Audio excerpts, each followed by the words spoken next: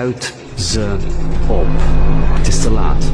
De genocide is al voltrokken. Het lijden van de Palestijnen neemt nog elke dag toe, maar genocide is al gebeurd. En Nederland wist het. Al in de eerste maand van de genocide bleek dat ambtenaren wisten dat Israël bewust helemaal losging. Rutte's eigen ministerie schreef intern: wat kunnen we zeggen, zodat het lijkt alsof Israël geen oorlogsmisdaden begaat? Juridische experts van de overheid zelf waarschuwden: Nederland is in overtreding van het genocideverdrag. Maar ze deden niets. Geen steun voor een staakt het vuren. Geen sancties. Geen boycotts. Nee, wapens leveren. Wapens kopen. Handjes schudden. Zelfs toen 100.000 mensen een rode lijn trokken, stak de premier op die dag de pro-Israël lobby een hart onder de riem. Sluit ze op.